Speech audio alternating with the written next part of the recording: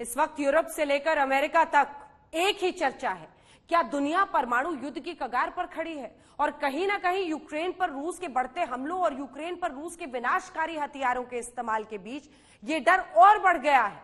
हम आपको बता दें कि यूरोपीय देशों ने तो परमाणु युद्ध के मद्देनजर तैयारियां भी शुरू कर दी हैं। यूक्रेन से सटे देश रोमानिया में परमाणु हमले की आशंका को देखते हुए आयोडीन की गोलियां बांटने का फैसला किया गया है। इसके अलावा यूरोपीय देशों में आयोडीन की गोलियों की डिमांड भी जबरदस्त तरीके से बढ़ी है। आइए देखते हैं हमारी ये स्पेशल रिपोर्ट।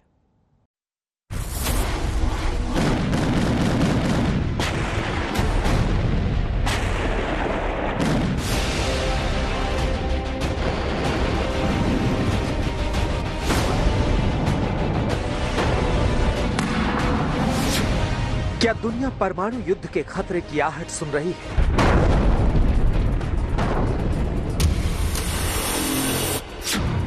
क्या रूस की तरफ से अब भी परमाणु युद्ध छिड़ सकता है?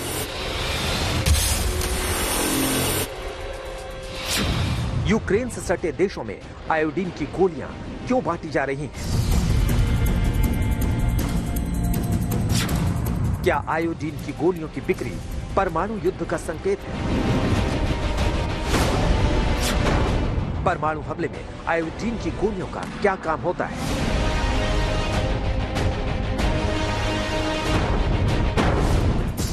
युद्ध से मची यूक्रेन में तबाही की तस्वीरें दुनिया देख रही है और पुतिन पर यूक्रेन में क्लस्टर बम बरसाने के भी आरोप लग रहे हैं। लेकिन एक सबसे बड़ा खतरा तो अभी तक टला नहीं है, वो है परमाणु युद्ध का खतरा।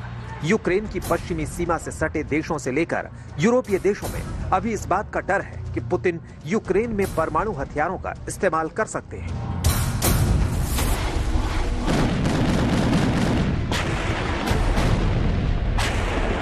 और इसीलिए इन देशों ने परमाणु युद्ध के विनाशकारी प्रभावों से बचने के लिए इंतजाम भी शुरू कर दिए हैं। 3 अप्रैल यानी रविवार को यूक्रेन बॉर्डर से सटे देश रोमानिया ने एक बड़ा ऐलान किया।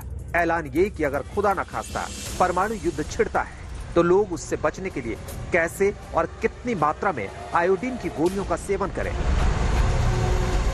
रोमानिया के स्वास्थ्य मंत्री ने एक बयान भी जारी किया। इसमें उन्होंने लिखा, हम अप्रैल के दूसरे हफ्ते में रोमानिया के नागरिकों को आयोडीन की गोलियां बांटने जा रहे हैं। ये फैसला रोमानिया की सरकार का है क्योंकि युद्ध के 40 दिन से ज्यादा हो चुके हैं और अब रोमानिया यूक्रेन की सीमा से सटा हुआ देश है। आयोडीन की ये गोलियां हम न्यूबॉर्न बेबी से लेकर 40 साल तक के लोगों को देंगे।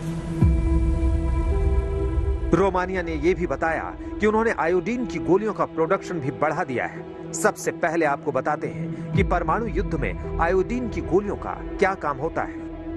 रेडिएशन से लड़ने में आयोडीन को कारगर माना जाता है।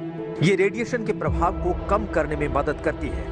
मार्च के महीने में ही बेल्जियम, बुल्गारिया, चेक रिपब्लिक और कई देशों में ये दवाएं आउट ऑफ स्टॉक हो गई हैं। हम आपको बता दें कि जब परमाणु प्लांट में कोई दुर्घटना होती है, कोई विस्फोट या कोई रिसाव होता है और उससे रेडियोधर्मी आयोडीन निकलती है, अगर ये रेडियोधर्मी आयोडीन शरीर में चला जाए तो थायराइड कोशिकाओं को नुकसान पहुंचाता है और कैंसर फैल सकता है। जिस तरह से रूस और पुतिन की तरफ से युद्ध के बीच में कई बार परमाणु युद्ध की धमकी आ चुकी हैं और जिस तरह से पुतिन की सेना ने यूक्रेन के ज़ेपोरिजिया न्यूक्लियर पावर प्लांट और चेर्नोबिल पावर प्लांट पर कब्जा किया, उससे पूरी दुनिया कोई जोखिम मोल लेना नहीं चाहती है। इसलिए यूरोपीय संघ, रूस और यहाँ तक कि अमेरिका में पोटेशियम आयोडीन की गोलियों की मांग में बढ़ोतरी हुई है, क्योंकि कहा जाता है कि रेडिएशन फैलते समय आयोडीन की गोलियां दी जानी चाहिए। अगर कोई अच्छी आयोडीन पर्याप्त मात्रा में ग्रहण कर लेता है तो किसी थायराइड या बुरी रेडियोएक्टिव आयोडीन के लिए जगह नहीं बचती है। आज तक केवल